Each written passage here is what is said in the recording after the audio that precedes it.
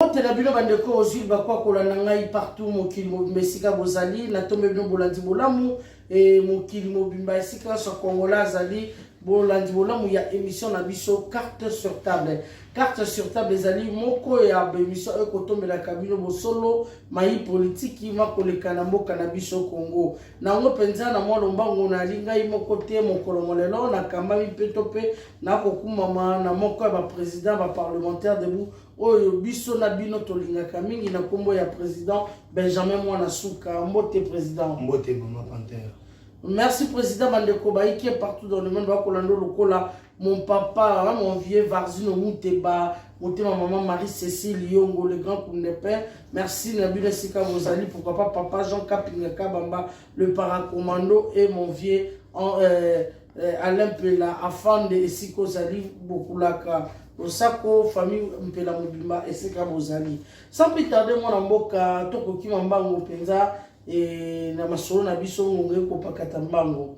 Yebisa biso to mona ki discours mon konza mboka sa ki discours et taki koneka mokolo ya yenga dans le poto to nga dimanche et étant président parlementaire debout impression na yo ozaki discours wana ndengeni. Bon discours peneza ki esengo makasi la preuve aneza ki Congo mba sepela ki ba bachaki ba outre diplôme d'état ekosa fait à mariage ekosa Congolais to azaki sai esengo koyoka ke non mokonza mboka alobaki on a ezali otalaki alobaki mais na koyoka maloba ya mokonza mboka ya papa mokonza ekolo Congo alobaki ete akonomé informateur mais ce qui a nommé informateur est-ce que le gouvernement ya ilunga ilukambe koko ya mbala moko to ndenge nini.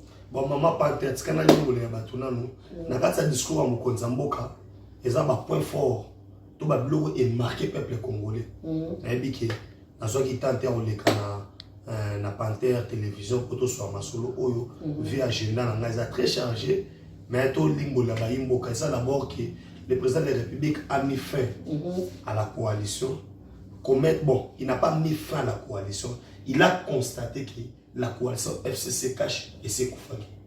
Donc, jusque-là, si je comprends bien, coalition FCC cache les autres existaient, ils ont existé sous-souté, il a constaté, à l'obi Nassima, il y a reçu un abatebele, né, à quoi il y a ici, et donc, il n'est pas souté. Il n'est pas hâte, ça veut dire désormais FCC cache et Kofi.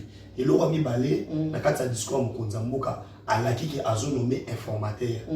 Informateur, on a en fait qui a identifié la majorité. Et l'aura mis ça de CP de Singaï, le ministère de la décentralisation, bye bye, Azara Soubewa. Et puis, installation, il y a tribunal de paix international et jugé par crime au Saman RDC.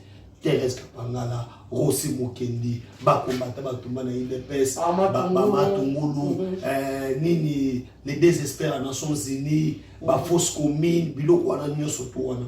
C'est là où on a besoin le Congo parce que Ndeba Lobaka attend calé et tout le monde qui non lelo oyoyo, on va mettre place Denis Mukwege Gazali. Motemi Kitsalobi enfin baso tout ba viola pour faut le moment Mama Panther au monde qui organe base et nyokwama baso soit lance roquette nzete ba ko tsana partie ntima moi c'est vraiment na zo bisa que non bato oyo bako futa yango neto baka auto ça c'est et futa baka c'est mais na zo na question na yo. Quand vous me parlez informateur, le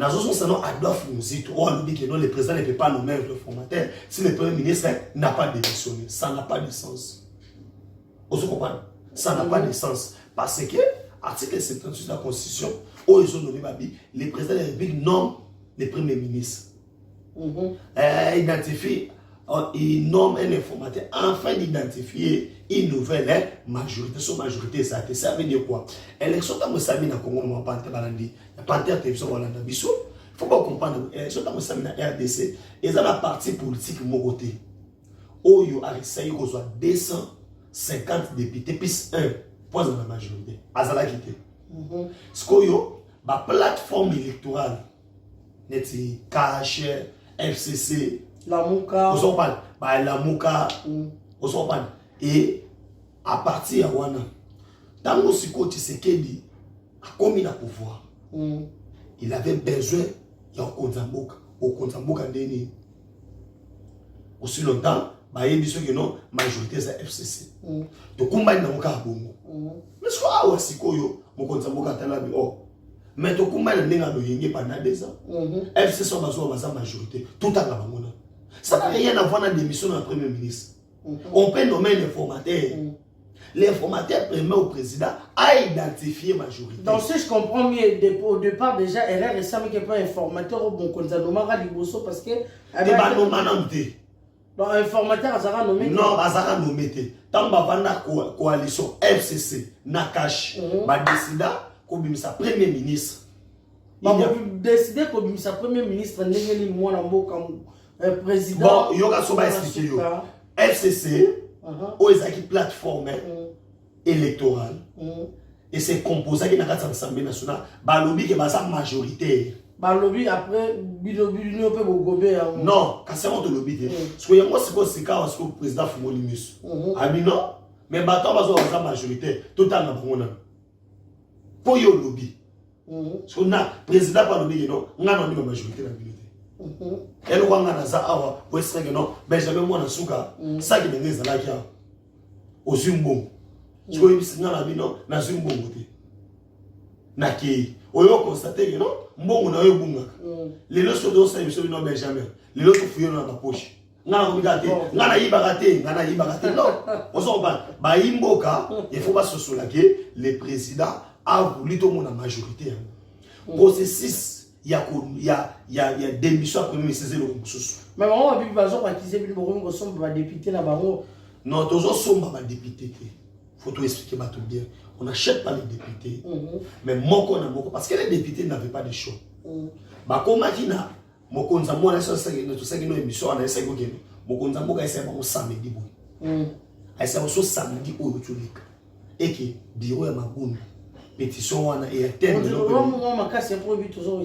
oui, nazolo baboui que naebisa ki bayimboka boui mokonza mboka ayebisa ba député que soki bakoki ko réunir majorité pour ba ko bureau mabunda il va dissoudre. C'est pourquoi le boui toutes les conditions sont déjà réunies enfin na dissoudre et alors là mokonza mboka ayoki moi en place wana.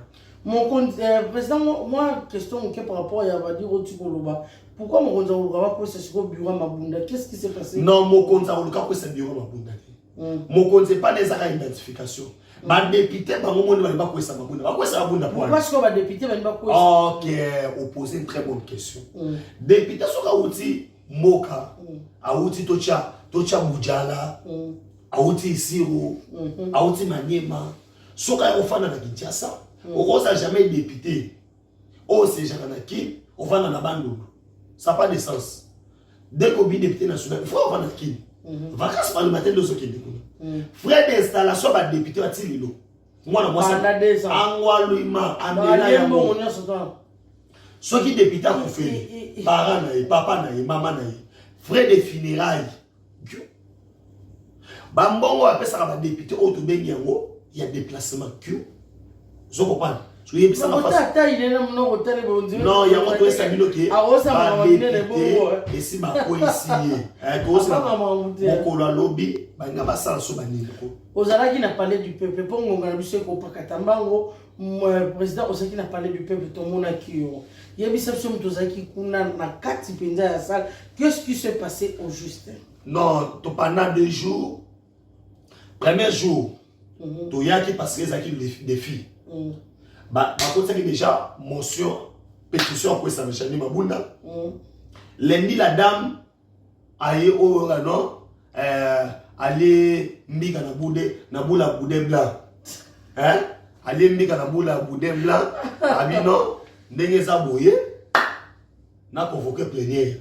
Or qu'est-ce que la loi dit? Tant aussi va déposer les yo pétition qui va ko ça yo on va juger parti automatiquement secrétaire aux alliés administration de l'Assemblée nationale akoluka ko désigner aux années doyen d'âge dans les deux Benjamin comme on a eu succès Benjamin mais il paraît que les deux Benjamin on a bakoué parce qu'il y a eu deux filles des jeunes filles baza 27 ans au bazar non ngazaki na kati batika masolo lokota to esike mamundenge sana wanza no premier jour auto yaki lenti to kotiki no mabunda pa bengisi plénière koto pa bengisi plénière no moni ba député ba tomoki ba parti biloko wana na salo ba benga basala Congo ba parler du peuple haïtien deuxième jour tant to yoya parce que secrétaire le bac non comme ça donc dessiner les bino les plus âgés les doyens d'âge na les deux Benjamin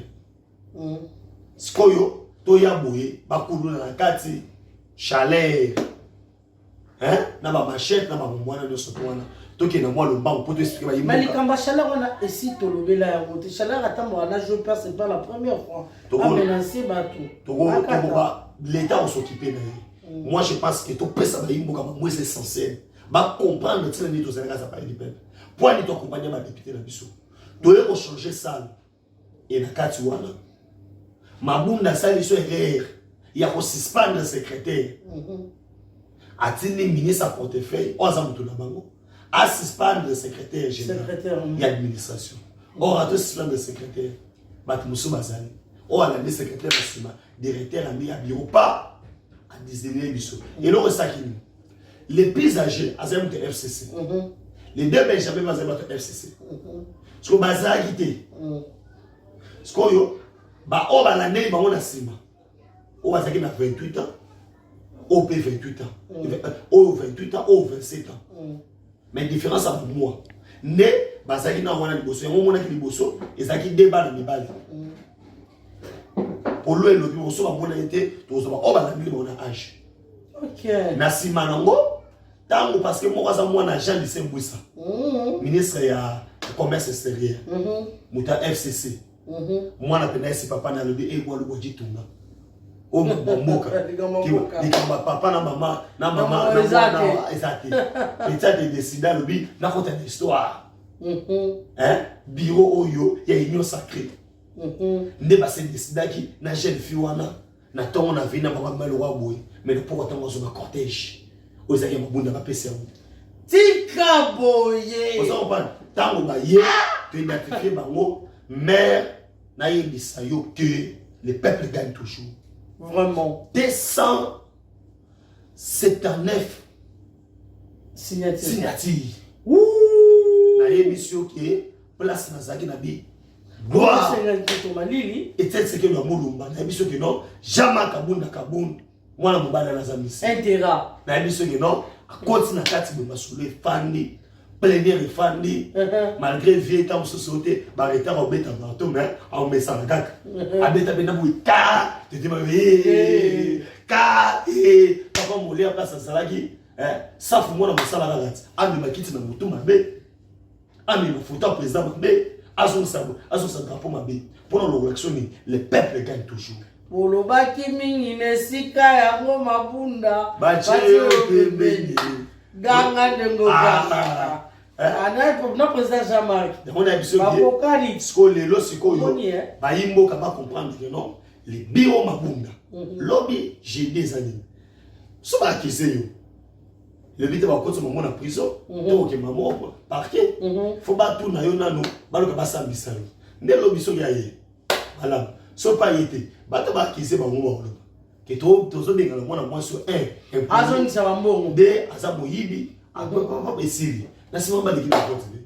mais nazo ils sont déjà lobby kozala 300 na azala te so ba leki na vote ça problème te azala zate et ça mon problème parce que tout le monde qui Jean-Marc azaki te ba sala qui vote en absence le problème est ça na tangu ni na confinement pe kaka to si to bosa page mabunda batonner ngo ye moda na buto alobe na moya lelo azaki na Monisco aluka ndi baki miseme esimbite babise to mselo wapi ya yo ata to bongo lo ntaba tato koma na mwana mwasa na 23 ans atimele ke on taba to eza mabunda Merci beaucoup, maman, président, tout le monde sous ce canyon, sous le tambour, mwamba. Ni n'a pas babé comme hémorragie, comme épidémie, comme nini. Eux, collègues, sur la tambour, maman, tu es sur la pétition. Le peuple gagne toujours. Ah, na zoé bisayo, bah, vous allez à 60 quelques. Parce que dans le Sénat, on a besoin à 50, 55. Vous comprenez? Je pense que, non, 56. Je pense que le peuple congolais a comment comprendre que non, c'est maintenant ou jamais. Tout à fait. À moi, comment c'est maintenant ou jamais. L'autre chose, on a parlé du peuple. Je passe mon mot de Kitoko. Merci beaucoup, maman de Nenga Charlotte, boss à Paris 15e, on appelle comme maman Jackie Djunga. Et Yebisa Biso, mon amboka, tout le monde était ndeko, frère, bon, je sais pas, Italie Gagaye. Nemi Moulania a saki discours. Na discours na ya kosenga te mokonzi na bango autorité morale na bango aloba. Eza menace ou quoi bazo sala bino bongo. Des problèmes ça boy. Le professeur que je respecte beaucoup, un professeur à moi Nemi Moulania, j'ai beaucoup de l'estime na professeur, mais na moni qui ça so batanga sa biso ndé boy. Moi je pensais que Nemi Moulania na ngalo boy. Le chef d'État a violé la Constitution conformément à l'article Boy. Et ça, bon, tout le monde a payé ma bataille au théâtre. Bon, ni les cabo boy, un boy, ils sont versés boy. Et bon, Gonzalo l'a versé boy. Mais la Bible n'a pas sur la politique, c'est la Constitution. Conformément à quel article le président a violé la Constitution. À Rokyo, le Bangoté, dans mon idée, que non, à mon père de Maïli, un professeur. Et ça n'a pas passé. On n'a pas valeur ou un professeur, mais à combien de wana et comme il passe. Mais il y a ce que maman. Article 5, il y a loi portant statut ancien président. Ils ont pris que ça Joseph Kabila Roloba. Comme ça appelle commentaire dans la politique. Comment ça? Pour un ancien président. Ah, sénateur à vie, sénateur. Non. Sénateur T. Statut au Yazolata. Ma mère a dit ancien président. Sénateur vient parce que c'est un ancien président. Ils ont pris parce que à Colombo au Mobo. État qui paye si moto. Par exemple, il y a des gens qui ont non, accord au bout. Vous avez dit qu'on va enflammer Makam. Ceux qui ont enflammé Makam, ma belle que ça n'est. Kabila, n'est pas ça pour sortir ça Kabila. Comme des. Parce que maman, c'est ça le point. Mais Kabila, mais ça n'a pas le battu. À ça, la point de presse. Kabila, quand a un discours. Vous avez compris? So Kabila, ceux qui n'avaient pas ça, peut-être au sein de l'émission. Oyo. Ba question ça mais tout les ans au ko lobise ma mususu na gishinoa olaloba kala la bakara olaloba que non élection ba élection vous comprenez ce que Nemi Moulania alinga Kabila te na comprendre ce que politique ba sin de temps faut te biso dans le monde Nemi Moulania ba mwati na Kabila na zo mona ba leoke mwandu mpembe na Mobutu ta ba lâcher les Mobutu. So Nemi Kabila fana no rando fana kimiona. Pour Kabila soit amekolo baba kadi. Soit amekolo baba voter, amekolo maman contredire du chef de l'État. Article 5, il y a loi portant statut ancien président sur Bombaï. A violer un mot, automatiquement tu vas sur le kangai. C'est que maman Olive tombo que la Nemi. Mais tombo que la Nemi quand même ça wala mona basa ne pas na yebisa maman. O me mère banana na ité mère alobi nanya langula sani et pas Kabila te ngai lembola te ngana lembola te banemi ba lembola. OK, merci beaucoup mon vieux Sugar Frumen pour papa Lambert Mbouyi. Merci à mon vieux Alberto Mbiaïno Yadodo, papa Mbale Usukonda Alphonse et Sika Ozali Jean de Dieu Miono na Canada. Merci à maman Marcel Goupa, mon vieux Roger le combattant, pourquoi pas maman Anastasie Toumba, papa Moïse Babi Web Ndesi Web Ndeye Pizza Aïma Internet c'est na Allemagne. Merci à mon vieux Jean-Louis Chibangu, papa Valérie Policing on a vu ce qu'on pas katamba on te comme penza presque na suka mwana mboka toti komona ba soda ba uti États-Unis ba eba yeli susuni non ba soda ba uti États-Unis pour la Sakabila qui solingo meka buso ba no koso ya ba commando voilà obi ke le leso na ke katanga ba esa oketi lisusu nga ke katanga Ah ben ça on dit. Mais on a mon demandé quoi Kolwezi, batindi pe message, batindi les messages, j'invite chaud avec message à batindi quoi Kolwezi. Oh oui, azolinga kene katanga kene Kolwezi kuna. Voilà. Ça veut dire au moni signe du temps. Hein? Au moni maréchal à télé ngana akende Brazzaville avec sa papa ngana akende. Maréchal se retrouve dans Lomé. Bato so batika na Lomé. Parce que on bato Kabila ngo lukandeni. Kabila abimsata bango. Ba jiba veza marika samba wana. Ba Jeannette Kabila ngo non. Vol mo be mo na rak. To chata poa. On s'en prend. So ba aussi. Yo non ba kangi bo bo uta. Te bango so wasa ndi ba biye. Ceux qui vont autoriser vol. Maman on dit mais attends la carte délégation. Mais yo so compagnie na métier comme nini. Mon âme dans le dossier il faut qu'on bimina. Est-ce que na ko kimela? So ndi dossier mo na te. Faut faire boucler. So ba kiti so ba para commando. Bana abeta masasa bo. Mais mère, va se préparer ne ba ke d'opposition.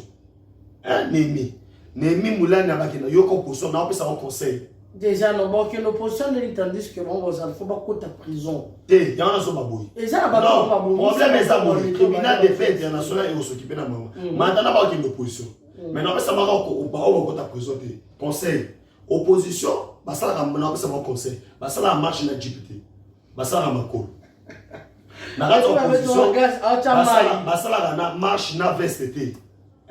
Le camou est la maman à pépélé. Pour la veste, dans l'opposition, balobelaka policier na français pour tomboka lobeli na lingana so mère maman sur le poste na tango mabe et puis attends la ça mateka na poche voilà so ma table va sachet voilà après après ça conseil tient la poche ba so ba tomber na poste na tango ojana ojana zo beta gaz mwana bana ojana tanga sana pali de merde ta ba beta gaz ba luka na ngo.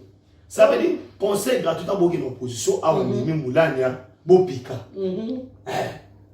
Bopika. Bambo va ça bambo va vivre ça bambo va bien. OK. Pose la bombe. Merci beaucoup. Nous recevons bandeko bo s'abonner massivement. Problème tout ça nango et ça ba matériel. Na kosenga bandeko na ngalo na kosenga binote s'il vous plaît. Bo bandeko na ngalo senga bino bo sunga ngata na caméra. Rien que la caméra, na micro, s'il vous plaît.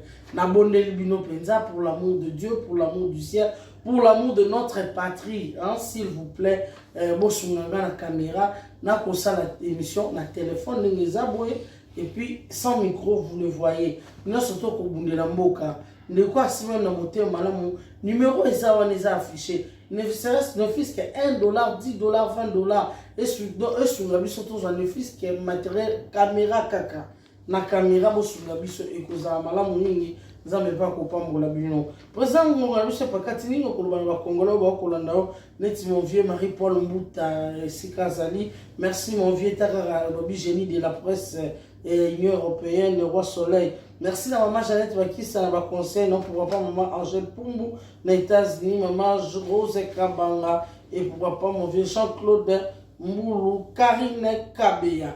Merci à bino ba déco ça ka brancher pour soutenir Buisson na ba conseil na ba commentaire vous partager émission et vous s'abonner massivement et kozala bien peu kozala esengo mingi ceux qui vous suivent Buisson pour cette chaîne et qui les liboso.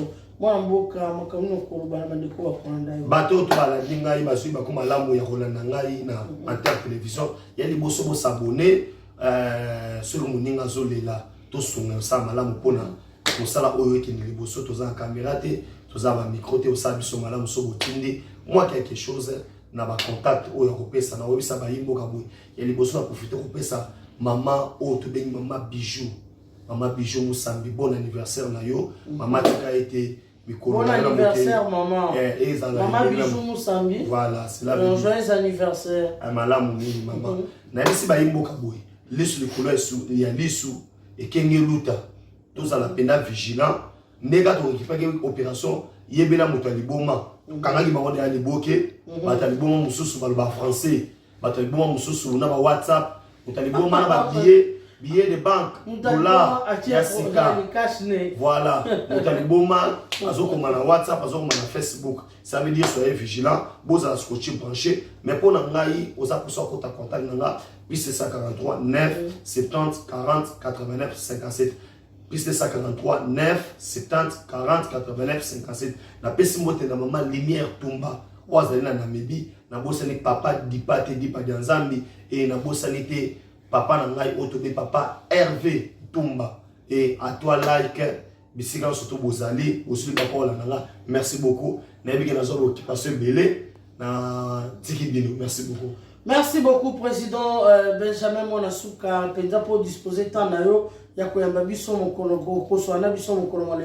Merci na bandeko bozili bakwa kolanda biso bo s'abonner massivement et le koto senga bino Marie-Claire Chango Diamaros, pourquoi pas mon vieux André Mouteba senga motema Marita, mon vieux le grand Koundepin Varzi no Mouteba et si Kozali, merci motema maman Marie-Cécile, pourquoi pas papa Clément Kanyuka na Australie batela ngai nkana ekami bombote kuna azala malamu ekosala bien na famille mpela mobimba toko belela au secours boya bosunga. Merci na bino bandeko kolanda biso kwa yapi na France totombele bino bye pe bolandi bolamu tokutani mbala sima bye.